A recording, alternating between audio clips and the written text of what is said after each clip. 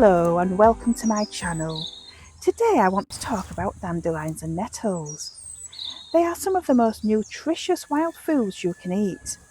I use dandelions and nettle leaves in a similar way to spinach, and I use nettle seeds to add extra nutrition when cooking. And the best bit is, they are free.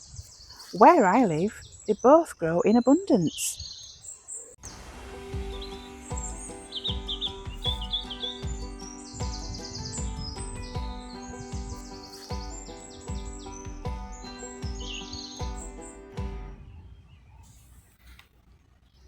Dandelion leaves come in different shapes and sizes. Some are more rounded, some are more spear-headed, some are very jagged, some are very smooth, some are very large, some are very small. But they're all edible, and they're available almost all year round.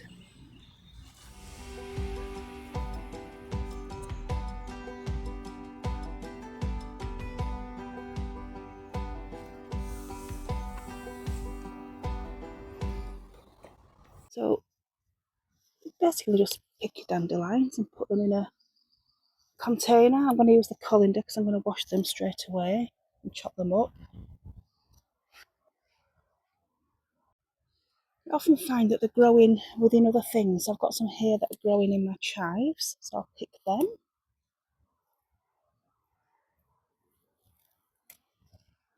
Chive in there. And when I'm picking nettles, I like to use a glove because they do sting a bit. So I like to pick the top 4 or 6. You can use all the leaves, but I find the top few tastier. I'll get a few of them.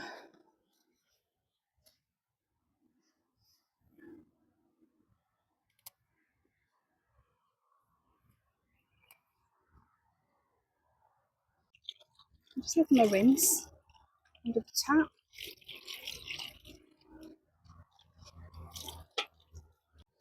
Now I cut the stem out of the middle of the dandelion, and it's quite hard for me to film with the phone in my hand, so I'm going to chop it and then show you what I've done. So I just cut the stems out like so and discard them,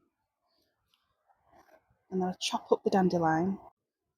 So I discarded the stems. Now you don't have to do, some people eat them, but I find them a little bit bitter. So I chop up the dandelions. So chopped dandelions and the nettles in a bowl ready for cooking. So this is how I dry my dandelions and nettles. So this is my dandelions. They're just chopped up and spread on a tray. Same with the nettles. They're out here in the sun today. It's not too windy. I put a towel here just to try and stop them blowing away because they are blowing that way. I could bring them inside if it gets too windy. But when they are dry, it's hard to say how long they take. It all depends on the weather. But when they are dry, I find that these jars are quite good. They've got a good lid that seals well, and I just scrunch them all up and put them in there. And then I use them throughout the winter when there's no dandelions and nettles to use. Did you know that dandelion greens have more nutritional value than spinach or broccoli? It's rich in vitamin K, C, and A, as well as omega-3 and other fatty acids. Dandelion greens also contain vitamin E, folate, and small amounts of vitamin B. Dandelion greens also provide several minerals including iron, calcium, magnesium, and potassium. I'm going to collect some ingredients for a dish that I'm going to make. I'm going to get some dandelions. I'm going to get some wild garlic. Now this wild garlic hasn't grown very big because there's too much in one pot. I'll pick a little bit anyway. I will do a separate video on wild garlic. It smells of garlic and it tastes slightly of garlic, and it also tastes a little bit of onion. And if you use it in a dish like I'm going to do, it tastes a little bit like spring onion and spinach combined. So it'll work perfect for this dish. I'll get a bit of that. And I'll get some more dandelions.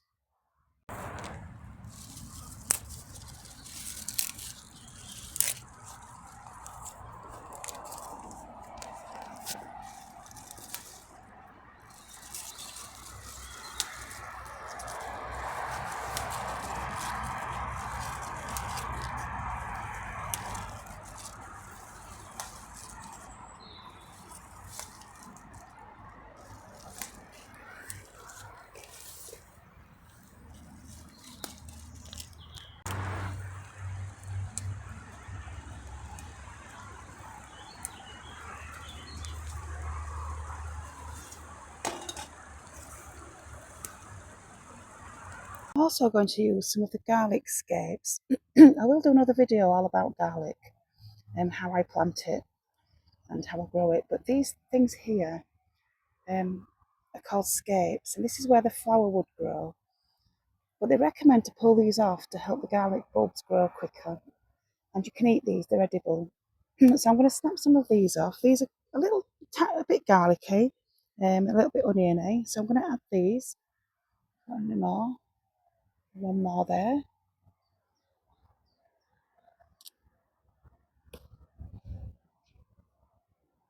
So I actually leave some pots just to grow dandelions, which this one is. So I'm just going to get another one or two out of here. So here are the ingredients. I've got dandelions, parsley, garlic scapes, spinach and wild garlic. And there they are, all chopped up, ready for cooking. So this is a really simple dish. It's just fish, tomatoes and some spinach and some herbs. So we've got the chopped tomatoes in the pan.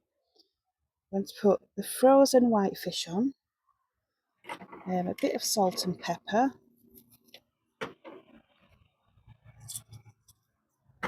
and the herbs on top.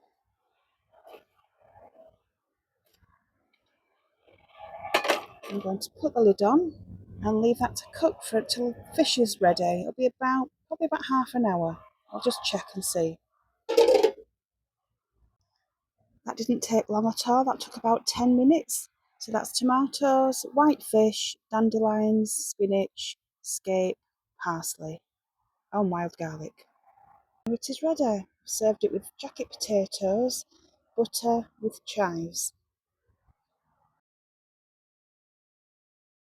Did you know that the stinging nettle is more nutritious than spinach, kale, or asparagus? It's high in amino acids, protein, and bone building minerals like iron, calcium, magnesium, potassium, and zinc. According to some studies, most people in the UK are deficient in magnesium. This is due to the depletion of minerals in the soil. With nettles having very deep roots, they collect the minerals from underground. This is how I make my nettle soup. I just have some potatoes, onions, nettles and stock cube. You can add as much or little as you like, it's your preference. So I peel everything, peel the potatoes and onions, chop them all. Remember to save your peelings for a compost bin. I add stock cube to the pan. Again, I've used chicken, you can use whatever you like and how much you like. Stir that in and then add the onions and potatoes to the pan. We're going to leave that to cook for a little while before we add the nettles. So add that to the stopped one there. Don't worry, I'll wash it and put it in the pan, not wasting it. Put the lid on, turn it up full and cook it until the potatoes are soft. When the potatoes are soft, we can then add the nettles. And for this, I'm going to add some fresh nettles that I've just picked and also some frozen ones that I picked about 2 weeks ago. Nettles do freeze really well. And you can sprinkle them into anything that you make really. Sprinkle them into stew or anything else you're making. Give it a stir and put the lid on and leave that to cook for about 5 to 10 minutes. You don't need very long to cook. When they are cooked, we can turn that off and we can then blend it. You don't have to blend it, but this particular time I am blending it. And then we just serve it. You can add salt and pepper at this point, or you can add it afterwards. I like to add it afterwards. And there you have it, nettle soup. Absolutely delicious and really, really nutritious.